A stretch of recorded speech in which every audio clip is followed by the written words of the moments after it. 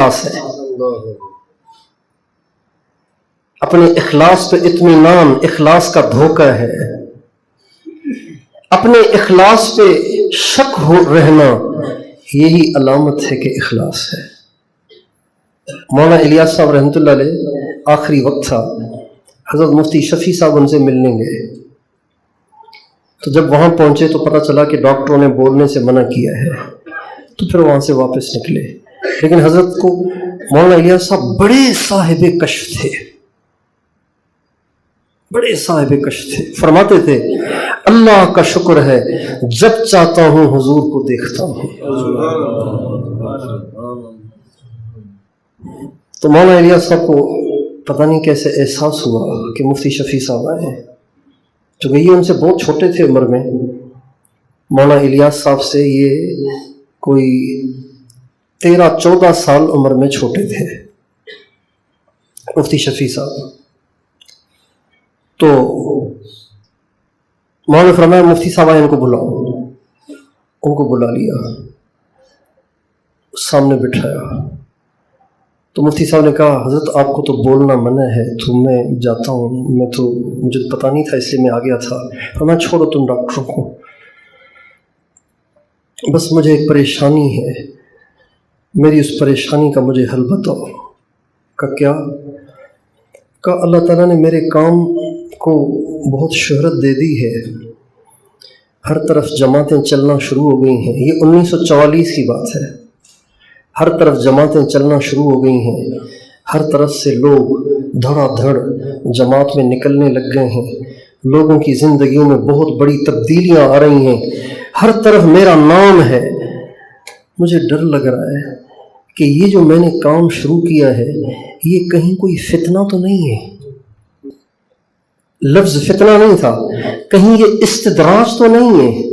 इस्तदराज का मतलब ये होता है कि अल्लाह ताला किसी को ढील देता है, उस ढील को अगला समझता है कि मैं अल्लाह के यहाँ कबूल हूँ, जबकि वो अल्लाह के यहाँ मरदूद होता है। इसको इस्तदराज कहते हैं। तो फरमाने लगे मुफ्ती साहब मैं बहुत परेशान हूँ, मुझे नींद नहीं आती इस टेंशन में कि ये जो मैंने काम शुरू किया है, ये जो इतना आगे बढ़ रहा है, इतना मकबूल हो रहा है, तो ये इस्तदराज तो नहीं है कि कहीं मुझे अल्लाह ताला की तरफ से मुतमईन किया जा रहा है और अचानक फिर पकड़ आ जाएगी।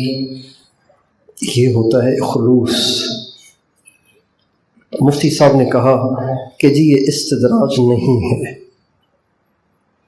तो मौलाना इलियास साहब ने कहा आप इतने इत्मीनान से कैसे कह रहे हैं कि इस्तदराज नहीं है, इसकी कोई दलील है आपके पास? फरमाया हाँ, इसकी दलील ये है कि जिसके साथ इस्तदराज होता है उसको इत्मीनान होता है।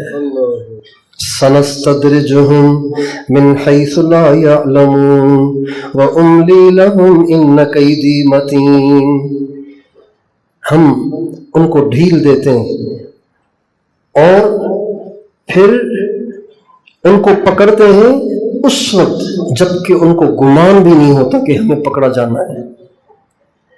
पकड़ का गुमान और पकड़ का अंदेशा ये इस बात की दलील है कि ये इस्तदराज नहीं है। ये जो आपको खटका लगा हुआ है ना, जो खटका लगा हुआ है कि कहीं ये न हो, ये इस बात की दलील है कि ये इस्तदराज नहीं बल्कि कबूलियत है। मौलाना इलियास साहब इतने खुश हुए, बहुत दुआएं दी मुफ्ती शफी साहब को। वल्लदीन युतून मा आतू व क़ुलूबुहुम वजिलतुन।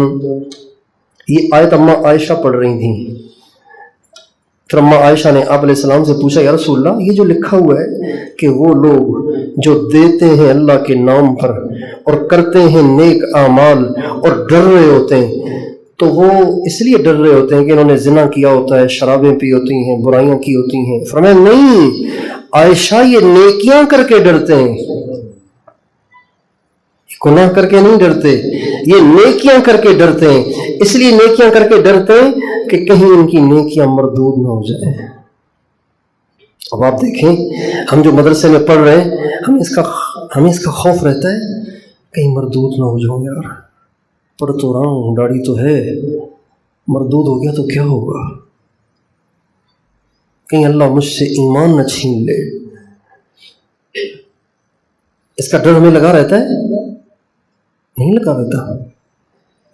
اس لیے انفرادی معمولات ضروری ہیں۔ تنہائی میں بیٹھ کے ہر طالب علم، ہر عالم، ہر مبلغ، ہر داعی، ہر دین کا کام کرنے والا کچھ دیر ایسا ہو کہ وہ ہو اور اللہ ہو، اور کوئی نہ ہو، وہ ہو اور اللہ ہو۔ اور جس دن اللہ کے ساتھ بیٹھنے کو دل نہ کرے، سمجھ جائیں کہ کوئی مسئلہ ہے۔ اللہ تعالیٰ آپ کی آج شکل نہیں دیکھنا چاہ رہے، کوئی مسئلہ ہے۔